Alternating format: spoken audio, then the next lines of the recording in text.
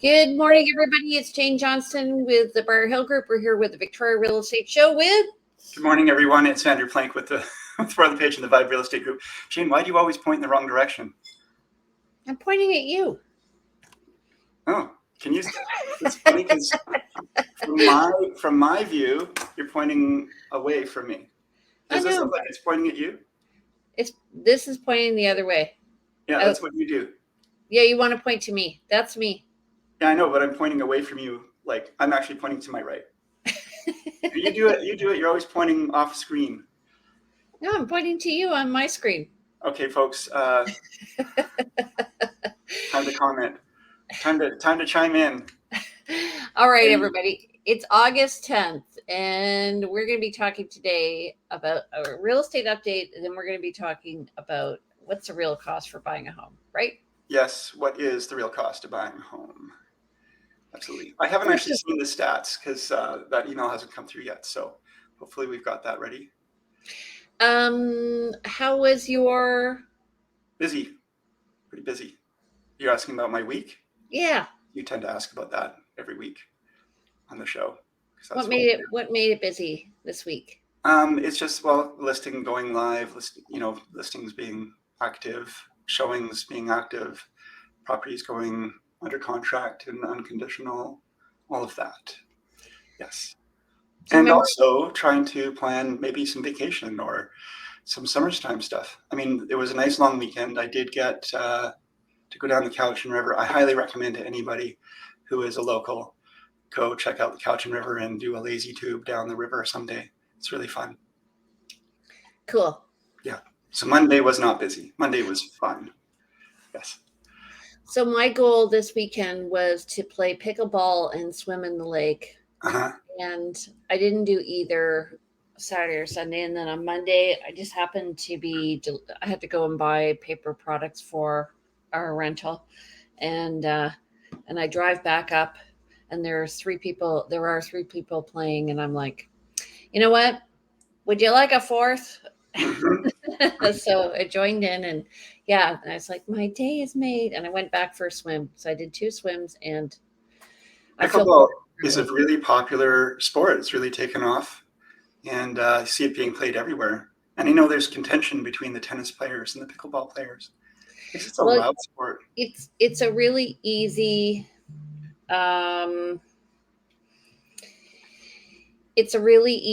sport to just pick up. So highly recommend that. And they're starting to change the courts around here. So anyway. Change them to align with pickleball? Is there a different lines in pickleball than tennis or something? Yes, it's short. Okay. So you could probably put 4 pickleball courts on 1 tennis court. Okay, that's good to know. All right, well, let's talk real estate. Have we got those stats to look at for what's happened in the last week? Yes, we do, darling. Thank you. Alrighty. So it is August 10th, and we're looking at the past week and the cost of buying a home. Mm-hmm. Alrighty, go ahead. All right, so today is August 10th. As of August 8th, Tuesday, it was, we usually do these stats on Mondays, but it was a long weekend. So as of Tuesday, we had 104 unconditional sales in the month of August, 231 new listings, and we're at almost 2,400 active listings. We're at 2,398. So last year at this point, there were 478 unconditional sales on the books, and there were 980 new listings.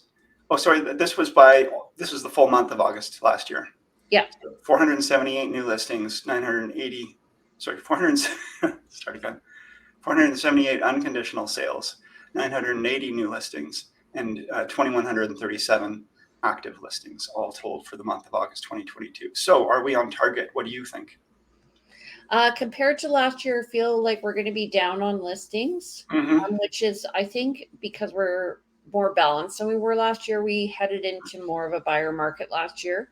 Agreed. Net unconditional sales were also lower, but to me it feels busy. I feel like it's going to be a busy fall. I don't I think know. and already, I mean, we always have the August long weekend in August for the first week, and usually on long weekends things are a little slower. So um, I would expect that there was a bit of a push onto the next, pushing things beyond or getting it in beforehand. So I suspect we're going to see, a pretty good balanced August. I think we're going to get close to seasonal norms. Yeah, I think so too. And it feels more normal. Last year it felt like it just deflated. Mm-hmm. All right. Yeah. Let's go to the next slide. Okay. For the past week, so that's as of today, we've had 236 new listings, 101 pending. That's pretty good, almost a 50% ratio.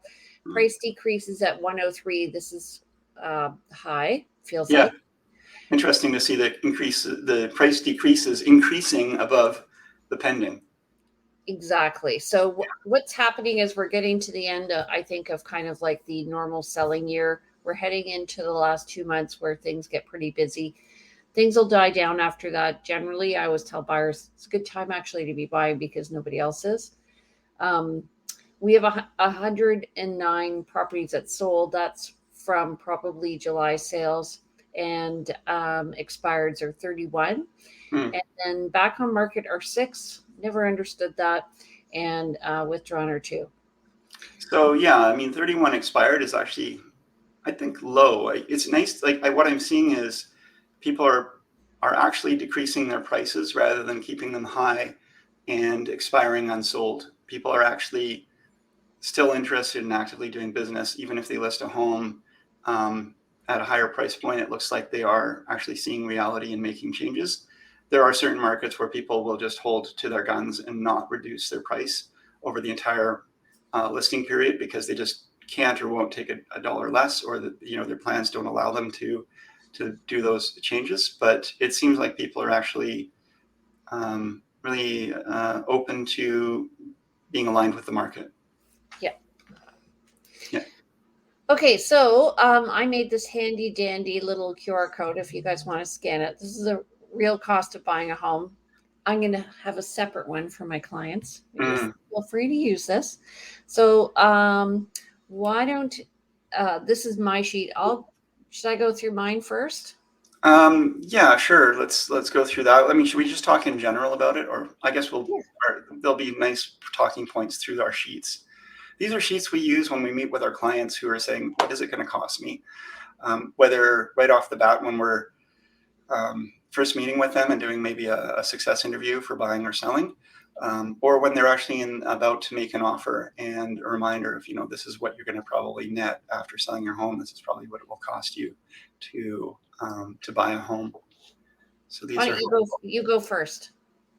Oh, okay. Well, while I do that, do you want to copy? Are we able to, in the comments, put your QR code as an image? I'm not Sure, sure I if can that's do that. possible, but we can try that. Let me do that. Okay, I'm going to go in and start talking then about, what if I can make this a little larger? Let's see if I can make this a little larger for everyone before we start getting, yeah, there we are.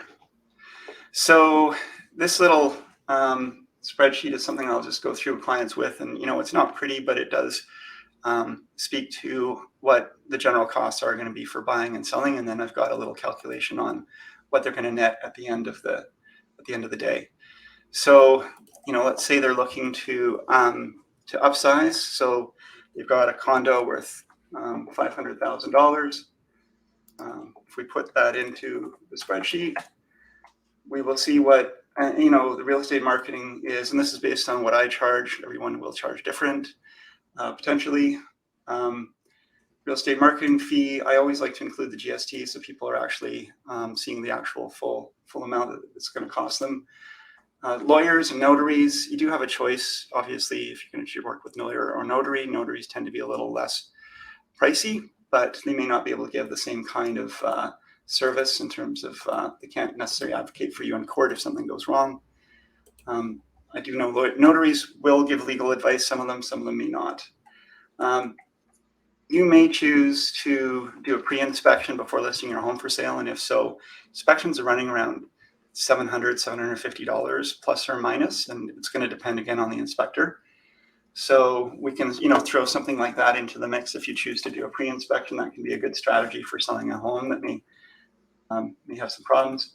Sundry other items, we usually just discuss what other things you might want to do, getting your home prepped for sale and so forth. Some of these things we don't necessarily itemize, but it's good to know, and it's always good to check your mortgage balance, talk to your lender, and definitely check any prepayment penalties that may be coming up for you. And this is a big one that a lot of people don't look at, and it can make your home almost unsaleable for you if you find that you're on a mortgage that would incur, you have a large mortgage, it's a fixed mortgage, and interest rates have changed dramatically from when you originally purchased.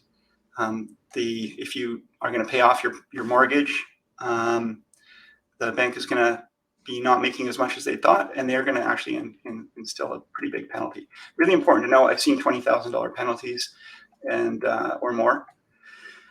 And then any financial charges. I don't remember what that was, but financial charges.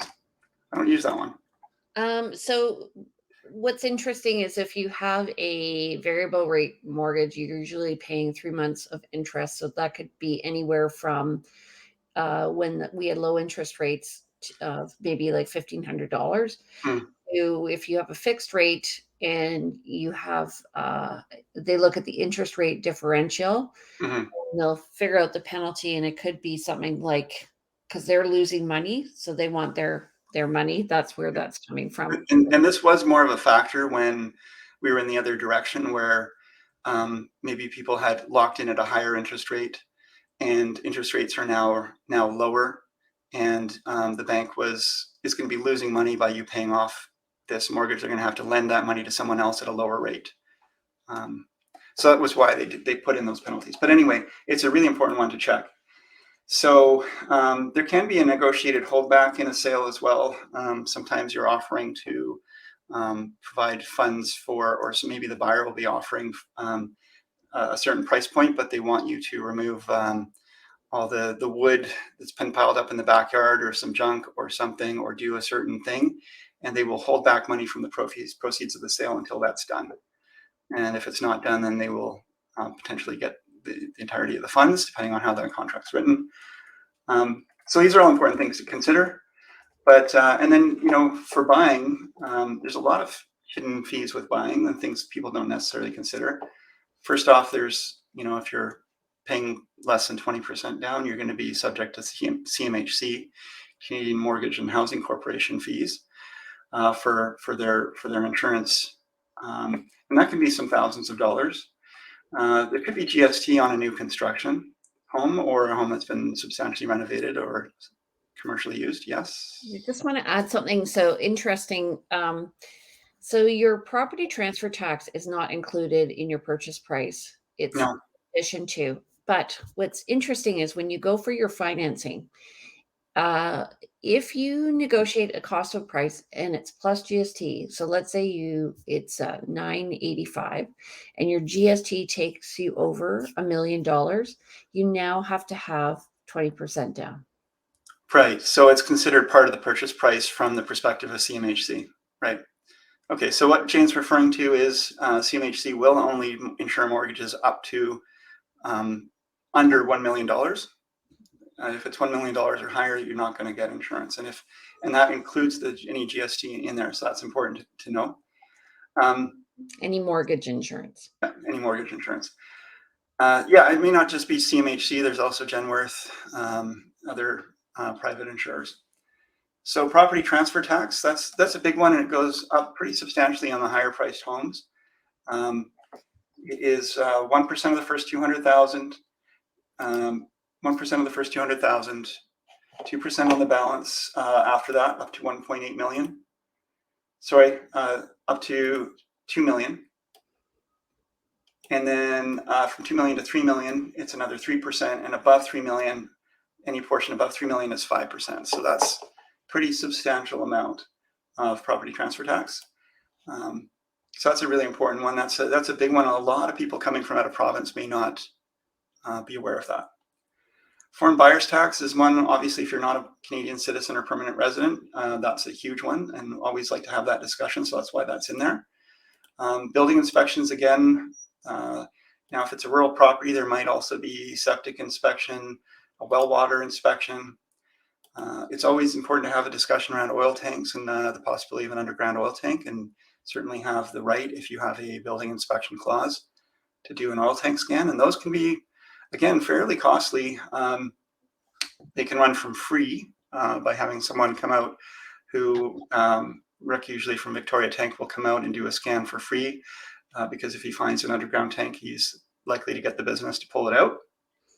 And then there's companies that will do ground penetrating radar scans, and those can be, some hundreds of dollars.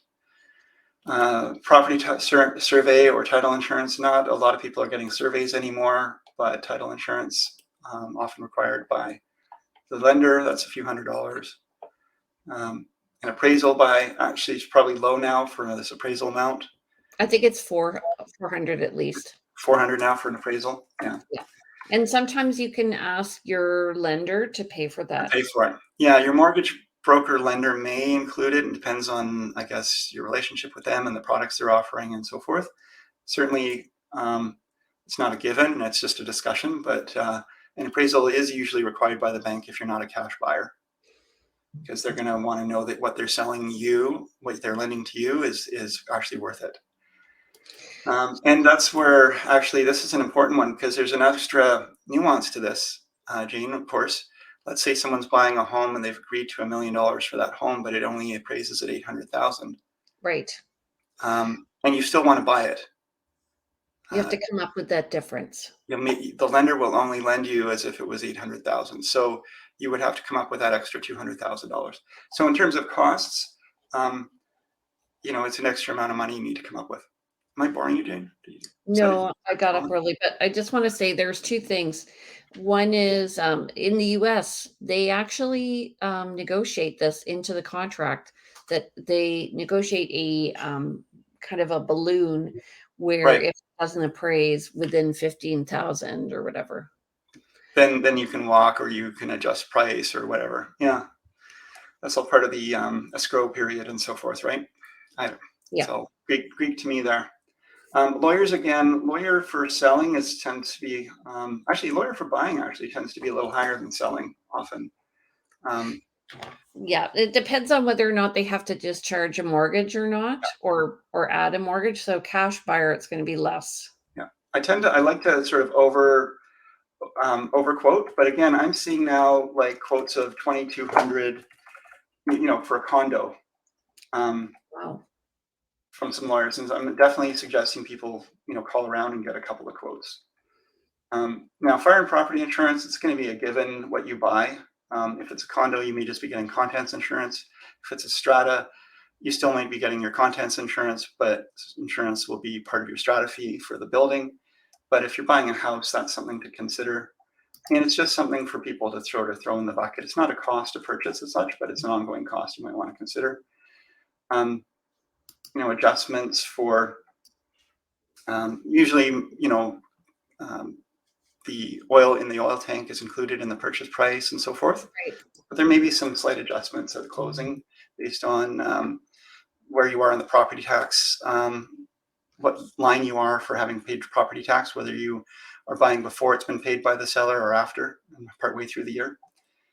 And then if there's a buyer's agent's fee is listed here, and that's simply because if the home is not listed on the market MLS service, there may be a fee that I will be discussing with my clients around ensuring that I actually get paid for helping them. It's so funny, like we're so much more savvy than we were when we first started, eh? You and I? Yeah. Oh my God, I hope I get paid. Right. Yeah. Yeah. Well, I find that it's important to have these discussions early, and then no one is surprised by it. And obviously, nobody is without a buyer's agent contract, there's no requirement that the buyer pays us anything. It's usually expected that it comes through the seller, but there is that discussion that it may happen that there's a situation where it doesn't happen. So anyway, that's why it's in there. The rescission fee is I've got a little calculation for that, and that's only a fee if you decide not to purchase and decide to walk away within 3 days of your agreement, unconditional agreement on the first within 3 days of your first offer. So that's overall Okay. the discussion that I have with clients, and again, in a real situation, let's say again they're buying and selling, they're buying up. We can calculate their what their purchase and sale difference is after throwing in these different amounts, so they know what kind of cash on hand they probably need to have to make I'm that just going to difference. share my screen. Can you see mine? So mine, I just divided it up. It's totally cost to buy a house. I don't have the seller's cost. So this is just based on working with buyers. Yeah. I created this to share it with my mentee, not my mentee, my associate, Kayla. So all you need to do is just put in the difference here, whatever the price is, and then it'll work out what the net is. And then further, if you want to work it out here, so you guys can all have access to this. You can deduct all of these. So this would be the full price. Full price. Now, one thing we didn't really mention was that the cost is GST is dependent on who. Hold on a second. On the use of the property by the seller. Right. So if you've been running an Airbnb in the property, or let's say it's an Airbnb condo downtown that's been used exclusively for Airbnb for a number of years, GST could be triggered. Yeah. Obviously, if it's a commercial property, it's usually a commercial use that triggers the GST. Yeah. Or a new construction or a substantially renovated home that is essentially like new again, and then it triggers it as being a new home again. Yeah, exactly. So, hold on a second. Yeah. So I just find this helpful because often people come in, they just think, okay, I'm going to buy a house, and then they're not considering all the extra costs. I just had somebody from Alberta who was working with another agent previously. And I said, hey, just letting you know, like there's property transfer tax here. And it was a big surprise for them. that it was a big surprise for them. And I find that often the case when we're dealing with people from out of country and out of province, especially out of province. And we're not really dealing with as many people out of country anymore because of the buyer bans. But out of province, for sure, a lot of people are not prepared for that or ready for that, and it really can change their buying strategy or even their intent to buy. And the same has happened with me. People have been working with other agents, and then switch. And I guess they switch for a reason, and maybe they weren't feeling like they were being kept informed. Right. But certainly, it's a surprise to me when people aren't aware of these things. But that also comes from experience, and we've been doing this for a lot of years, and we know that these are important things. One other nuance I kind of want to mention: if you are buying. When the markets are really hot and you're making offers on homes, you may not get the first home you make an offer on. You may not get the second home you make an offer on. And if you're making offers that are subject to building inspection, you could have, a couple of things happen. You could make an offer on a home subject to building inspection. It doesn't pass the inspection. You can't negotiate a better price with the seller on the inspection results. And things come to an impasse and you walk away. That's money you're not getting back. Obviously, it's probably good to have dodged the bullet if it was a house with problems, but now you have to account for another home building inspection and perhaps another again. So it's not often that we go through a number of building inspections in the search for a client, but it's possible. Same with pre-inspections. If you're looking at a home and you love it and it's looking at offers, you look at it on Thursday and they're looking at offers on Monday, and you want to make as clean an offer as possible, but you don't want to make an offer without a building inspection being done. You might do a pre-inspection ahead of offer day, but you might be one of 10 offers, and so your chances of buying that are not great. And that was more of an issue during COVID, I found. Yeah, I mean, different markets, different strategies, but it's just something to keep in mind. And it's just a discussion that's always good to be had. This money may be money that you just don't see again. Yeah. So just here's a $900,000 property. There's no Airbnb. There's no weirdness. They have more than 20% down. So it costs $923,300. So 23,300 on top. This is for the purchase. Yeah. Yeah. Yeah. So that's what these are the type of numbers that people need to be looking at before they purchase. And again, so when people are looking at this and they're saying, well, how does the realtor get paid?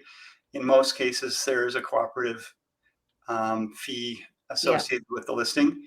And so we wouldn't be charging our clients for our service. But there are situations where, 99.9% of the time, the buyer doesn't pay. But there are situations where we may be in a situation where we do ask for a bit of a bump. I have a minimum fee that I charge for. I like to talk to my clients about that up front, and most of the time it's covered. But these are all pieces of the puzzle when you're considering your costs and what it actually costs to buy. Yeah. So, do you have anything else you want to add to that? Well, just that, it does look prohibitive, and there is an uphill battle in getting, for first time, I was talking to first time buyers that might be out there listening to this. It's quite a hurdle to get your first down payment, and especially with all these additional costs out there, and the property transfer tax being a big one. But at the end of the day, investing in real estate is overall. I mean, when I look back on, what do they say? The best time to invest in real estate was, 5 or 10 years ago. The second best is today. There's always looking in the past and saying, I wish I had bought when prices were here. And people keep saying, oh, well, it's never going to get higher. But, that's what people were saying when houses were $25,000 in the 50s or $2,500 in the 50s. I don't know. They were cheap. Yeah. $25,000 in the 70s. And, And now at some point, 2.5 million will be a pretty standard home. And so getting your real estate locked in at some point is wise.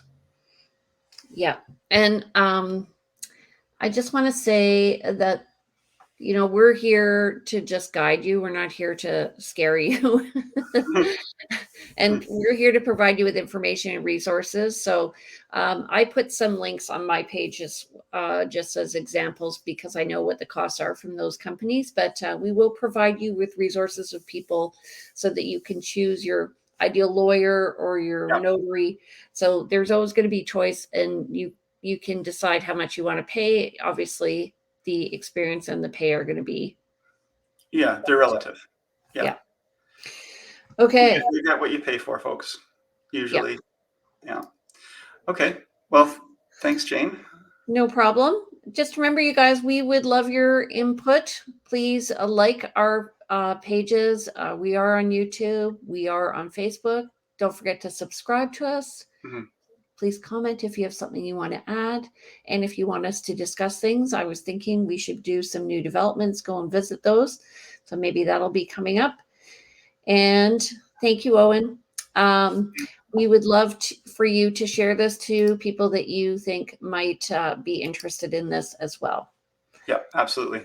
I know a lot of people tell me that they actually listen to us while they're doing their other things, but they've got us on in the background. They're not actually watching the show, but they're listening to us. I guess they find the sounds of our voices soothing or something. It puts them to sleep. Okay, so we'll see you next Thursday. Oh, are we going to take 2 weeks off? We don't. Yeah, we talked a little bit about this, taking a summertime break, but I mean, I think people are relying on us. Maybe we should. Okay, we'll keep going. Yeah, we'll keep going. I was thinking I might be away next Thursday, but I will be here, so I can do it.